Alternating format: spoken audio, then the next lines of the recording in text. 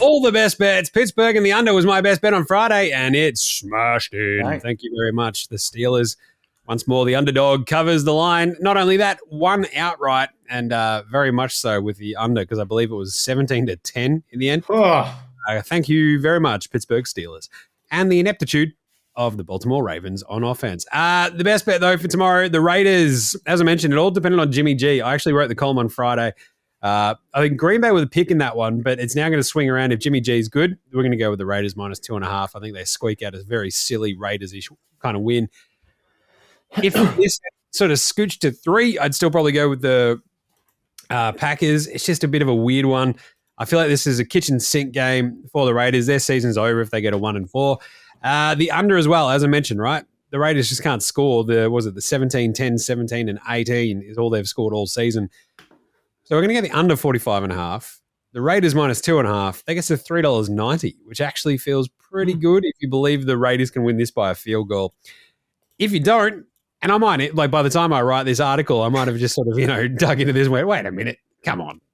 Give me 2.5 points for Green Bay and they'll win by 100%, or they'll lose by 1, and away we go. But I just trust the Raiders. I don't like that statement. That statement sucks. I don't trust them. You're leaning towards the Raiders. I'm leaning towards the Raiders just because at home, Monday Night Football, just win an ugly game, win it by 3, and away you go. There was another quick, as I mentioned at the top, the NBA, the most regular season wins market is out at the moment. Oh, okay. And interestingly, you have the Bucks and Celtics tied at $3.75 for the most wins across the league, which sounds about right because I think it will be an East team. The West is just too deep. Yeah. And you've got to play each other too many times to really ratchet up that win total, whereas the Bucks and Celtics can probably get to 60 wins each, you reckon? Or at least they're a half chance. Like either one of them could do it. So I was vaguely annoyed at how well that is priced because the Nuggets are at $5. You expect them to maybe take it a little bit easy at times this season. And also they're just like, we know that they're really, really, really good, but they might just sort of chill out. The Suns, they're at $9, but they've got Brad Beal, Kevin Durant. You're just going to have moments where you go, let's just take the foot off the gas a little bit during this season perhaps.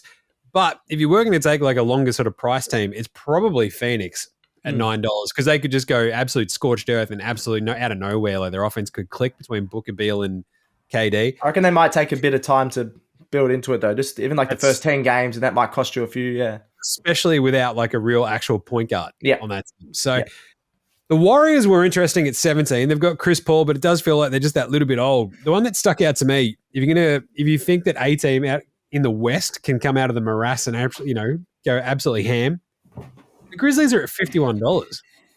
Like, not horrible. I guess the problem is you will be without Ja Morant though. And so maybe not. The Kings at $51. Could they bounce? Well, could they continue last year's run? I do still think it's probably Milwaukee. I think that defense is awesome. And I think at $3.75, it's just not quite good enough value though. So quick look. I don't know. How do you feel about the Celtics in that one, Stats Guy? I feel like every season we drop a few games where we probably shouldn't. I feel like, that Milwaukee, both teams are going to be really strong on defense. I'm a bit of a coin toss, to be honest. I'd lean towards the Bucks. I think they're going to gel really well, especially Celtics injuries and things like that. So, I'd lean towards the Bucks as well. But only by like a couple of wins. Yeah, I feel like Giannis is a dude who doesn't really take game off so much. And when he does I feel like play, we'll have a few at the Celtics that will miss a few games and cost us a few. So, we'll see. Yeah. Nice one. So I reckon kind of Phoenix is like more of a value play if you just think that maybe clicks. But otherwise, it's probably those two on the top of the East. Yep. I'm definitely not. If there's any way that I could just go, not Philly, like I'd be all over that. Well, not Philly. Righto. What about you, Alex? India are going to win the Cricket World Cup. They're $2.50. Throw it in your multis long term. Yeah, well, the way they took care of Australia with consummate ease last night, they've dropped from $2.75 to $2.50. Hosts have won the last 3 World Cups, India being one of them. I think they'll win again. They had an absolute turner last night. They played 3 spinners. They'll get pitches in their favour for the rest of the tournament. Basically, it seems like an India choke job is the only thing that will get them beaten. Interesting.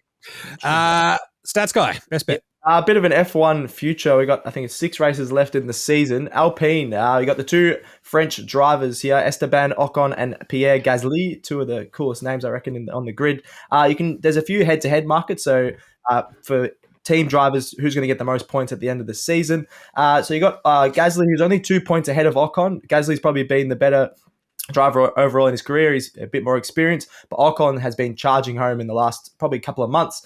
7 of the last 12 races he's finished ahead of his teammate Gasly, and was 5 spots clearly ahead of him yesterday in the race. I just think he's got his confidence up. Ocon, he's only been around for a couple of seasons, but now he's really finding his rhythm.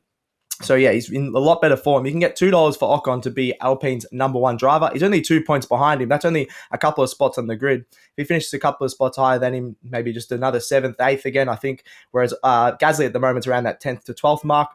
So $2, he's the underdog for Alpine's number 1 driver. It's just really good value there in the F1. Very nice. Good spot. Bit of a random one. Yeah. Also, how good is Piastri, though? Let's go. Yeah, the Aussie, I can't believe it. He's been doing wonders in his rookie year. Imagine what you could be buying instead. For free and confidential support, call the number on the screen or visit the website.